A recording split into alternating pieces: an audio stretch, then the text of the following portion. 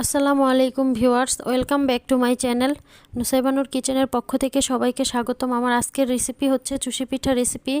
তাহলে চলেন শুরু করা যাক। তো প্রথমেই আমি চালের গুঁড়া দিয়ে একটি চুষি পিঠার জন্য ডো তৈরি করে নেব। তো ডোটা আমার অবশ্যই একটু সফট করে তৈরি করতে হবে এবং ডোটা তৈরি করার সময় অবশ্যই আমাদের গরম পানি ব্যবহার করতে হবে। তো দেখতেই পাচ্ছেন আমি ডোটা তৈরি করে ফেলেছি। আমার ডোটা আমার হাত দিয়ে ধরার দেখেই বুঝতে পেরেছেন যে কতটা সফট হয়েছে। তো এখন আমি কিছুটা চালের গুঁড়া নিয়ে আমি অল্প অল্প করে একটু ডো নিয়ে লম্বা লম্বা লতার মতো তৈরি করে নিব। তৈরি করে নেওয়ার এ পর্যায়ে আমি এই লতাগুলো ছোট ছোট করে কেটে নিব। তো আপনারা চাইলে এই কাজটা গ্রেটারের সাহায্যেও করতে পারেন। গ্রেটারের সাহায্যে করলে একটু তাড়াতাড়ি হবে।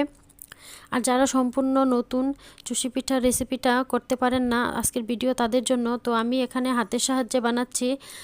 হাতের মাঝখানে নিয়ে কিছুটা পরিমাণে আমি চালের গুঁড়া বা ময়দা অ্যাড করে দু হাতের তালু দিয়ে চাপ দিলেই পিঠা শেপ হয়ে যাবে। আপনারা চাইলে এই কাজটা পিঁড়ির উপরে করতে পারেন। তো দেখতে পাচ্ছেন আমি কিভাবে চুষি পিঠাগুলো বানাচ্ছি। আর আমার ভিডিওটা যদি ভালো লেগে থাকে অবশ্যই আমার চ্যানেলটি সাবস্ক্রাইব করে দিবেন এবং পাশে থাকা বেল বাটনটি প্রেস করে দিবেন। এতে আমি নতুন কোনো ভিডিও আপলোড করলে নোটিফিকেশন চলে যাবে আপনার কাছে এবং সবার আগে আমার ভিডিও দেখতে পারবেন।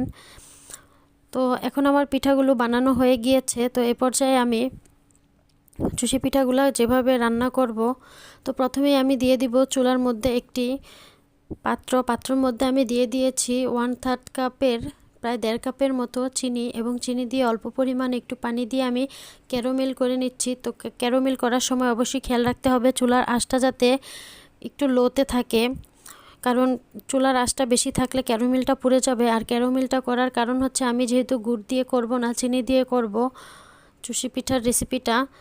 তো চিনি দিয়ে করলে যাতে কালারটা সুন্দর আসে গুড়ের মতো, এই জন্য আমি এখানে চিনির ক্যারামেল করে নিচ্ছি। তো ক্যারামেলটা যখন একবারে পারফেক্টভাবে হবে তখন আমি এখানে দিয়ে দিব হচ্ছে প্রাণ দুধ দিয়ে বেশ কিছুক্ষণ আমি নেড়েচেড়ে নিব। তো অবশ্যই দুধের মধ্যে ক্যারামেলের মধ্যে যখন আমি দুধটা দিয়ে দিব তখন ক্যারামেলটা একটু শক্ত হয়ে যাবে এবং বেশ কিছুক্ষণ নেড়েচেড়ে জাল করে নেওয়ার পরে ক্যারামেলটা আস্তে আস্তে গলে দুধের কালারটা সুন্দর একটি কালারে পরিণত হবে।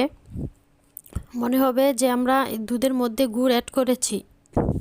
তো যখন ক্যারামেলটা আমরা করব অবশ্যই আমাদের লক্ষ্য রাখতে হবে যাতে ক্যারামেলটা পুড়ে না যায়। পুড়ে গেলে কিন্তু আমাদের খাবারটা পুরোটাই তিতা হয়ে যাবে। তো এখন আমি এর মধ্যে অ্যাড করে দিচ্ছি এলাচ এবং দারচিনি এবং ফ্রেশ নারকেল কোড়ানো আমি অ্যাড করে দিয়েছি।